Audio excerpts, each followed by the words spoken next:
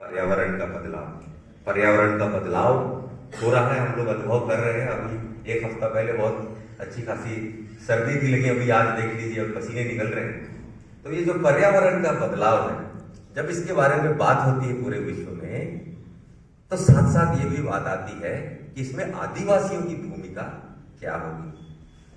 पर्यावरण को बचाने में किसी समाज ने तो, दूसरे समाजों ने तो पर्यावरण को उजाड़ा ही है ना। वो पेड़ पे मैं किसी विशेष धर्म को नहीं बोलूंगा, लेकिन एक पेड़ पे एक धागा बांध करके अपने पर्यावरण संरक्षण का जिम्मेवारी पूरा हो जाता है, ऐसा समझते हैं लोग। लेकिन आदिवासियों की सभ्यता संस्कृति में हर चीज के मतलब में प्रकृति है। खजूर की चटाई खजूर के ही पत्ते से इसलिए बनती है क्योंकि खजूर का ही पत्ता ऐसा है जो अपनी डाल से नहीं गिरता है। जुड़ाव, जब कोई नया संबंध जोड़ते हैं तो पूरे विश्व में मैं फिर से वही कानून वाली बात को रिपीट नहीं करूंगा। तो पूरे विश्व में रणनीति बन रही है कि पर्यावरण के बदलाव से कैसे लड़ा जाए।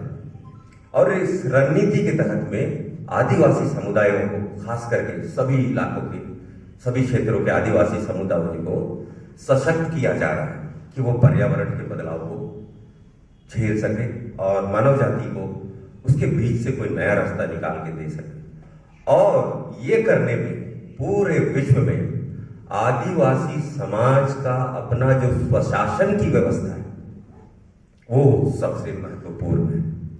यदि स्वशासन की व्यवस्था है, जिसको आज हम पेशा कह रहे हैं, अगर हमारे गांव में स्वशासन है जैसा हमारे पुरखों ने सिखाया, समझाया और चलाया है, तभी हम प्रकृति को उसी हिसाब से बचा पाएंगे। विश्व में और भी बदलाव हो रहे हैं जिसको हम पेशा ग्राम सभा कह रहे हैं। विश्व में ऐसे बदलाव हो रहे हैं कि अभी पिछले नवंबर से भारत सरकार ने एक ट्रीटी पे साइन किया है, खास करके उसको बोलते हैं बायोडाइवर्सिटी का कन्वेंशन, यानी कि जैव विविधता का। और उसके तहत में एक आर्टिकल है, एक कानून है कि जिसके तहत देशों को सीधे ऐसे समुदायों तक पहुंचना है जो प्रकृति का संरक्षण करते हैं, यानी कि आदिवासी समुदाय, और उनको सीधी मदद देने की कवायद है। लेकिन पूरे विश्व के आदिवासी समुदाय हकदारी और पृथ्वी का भविष्य क्या होगा इसके लिए उत्साहित है और लड़ने के लिए तैयार है। लेकिन भारत में और खास करके झारखंड में हमारी सरकार और हमारा एडमिनिस्ट्रेशन हमारे स्वशासन की व्यवस्था को ही देने से आनाकानी कर रहे हैं। उनको खुदाई करना है, उनको पैसे बनाने हैं, तमाम योजनाएं चलानी है।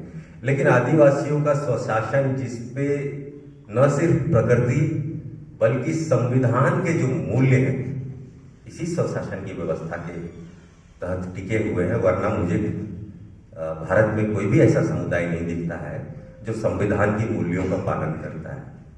तो स्वशासन का अधिकार का लड़ाई बहुत ही पुराना है, लगातार लड़ रहे हैं, और आने वाले समय में संघर्ष संसाधन के ऊपर में तेज होगा और भी तेज होगा। जितनी तेजी से ये दुनिया बदल रही है, हम आदिवासी लोग उतनी तेजी से उससे लड़ना सीख नहीं पा रहे। ये बहुत तेज होने वाला है और उसी का एक बानगी है कि इस तरीके की नियमावली आपके सामने रखी गई है। और इसके आगे भी अभी बहुत सारे कानूनी चीजें आएंगी जिससे आदिवासी समाज को जूझना है। तो मेरा अंतिम बात मुझको यही कहना है कि आने वाली इतनी सारी चुनौतियां और गांव में पुरखों के स्वशासन की परंपरा को स्थापित करने के लिए हमें लगातार पीढ़ी दर पीढ़ी अभी संघर्ष करते रहना होगा। धन्यवाद। जोहार। हमारा व्यवस्था है, ठीक है। उसके बाद CNT एक्ट बना, तो CNT एक्ट में आपका छोटापुर टेनेंसी एक्ट है। ये किसी जाति विशेष का कानून नहीं है, ये जमीन का कानून है। तो हम लोग को ये समझना होगा कि उसमें जो है एक मुंडारी खुटखटी आता है, एक भुइयारी खुटखटी आता है और खुटखटी एक आता है। जो सर ने कहा अंगड़ा इलाका, ये हुआ आपका मुंडारी खुटखटी इलाका। मुंडारी खुटखटी इलाका में हमारा जंगल पर भी अधिकार है और जमीन पर भी अधिकार है। मैं अधिकार की बात कर रही हूँ, ठीक है। तो जब जंगल भी आपका है और जमीन भी आपका है, आपका ग्राम सभा ही उसको चलाएगा ना। इसको आप लोग समझिए, उसी के आधार पर ही इस लड़ाई को लड़ने का कोशिश कीजिए। और दूसरा, जो सिर्फ मुंडारी खुटखटी जिसको मैं बोल रही हूँ, वो जमीन पर तो अधिकार है, लेकिन जंगल पर वो कस्टोडियन है। ठीक है, हम जंगल का अधिकार नहीं है मेरा, लेकिन हम कस्टोडियन हैं उसके। इसीलिए उसमें भी हम, मेरे को बिना पूछे कोई भी फॉरेस्ट डिपार्टमेंट अपना काम नहीं कर सकता है, पूछना पड़ेगा उसको, वहां के ग्राम सभाओं को। ये है। अब भुयारी खुटखटी भी कहता है कि जमीन पे अधिकार है और जंगल पे वो कस्टोडियन है। तो ये हमारा नियम है, इस नियम को पढ़ लीजिएगा और उसी के आधार पर अपना जमीन को बचाने का कोशिश कीजिएगा। और दूसरा सवाल है कि यहाँ ठीक है ना, अच्छा, वो जैसा हमारे इलाके में, हमारे यहाँ जो है मुंडा मान की व्यवस्था है, जिसको विल्किंसन रूल के नाम से जानते हैं। उसमें गांव में जो है हमारा जो मुंडा है वो ग्राम सभा का अध्यक्ष है, और उसके बाद मानकी है वो पीड़ मानकी है, वो कोई 10 गांव का भी हो सकता है, 12 गांव का भी हो सकता है, 5 गांव का भी हो सकते हैं। उनका अपना पीड़ का क्षेत्रफल है और नोटिफाइड व्यक्ति है ये लोग। और जब नोटिफाइड व्यक्ति है और उसके बाद उनको एक और अधिकार मिला हुआ है, वो रसीद काटने का।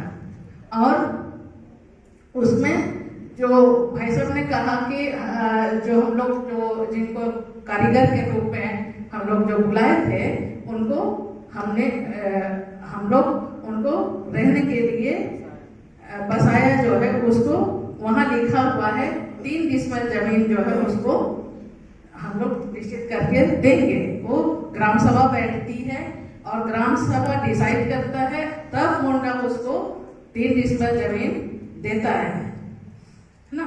तो इस तरह से हमारे बीच में बहुत बड़ा कानून है, जो कानून बने हुए हैं, उस कानून के अधिकार से हम लोग जो है गाइड हो रहे हैं। तो हम अपना नियम को अपने तोड़ेंगे तो निश्चित है ना हम खत्म हो जाएंगे।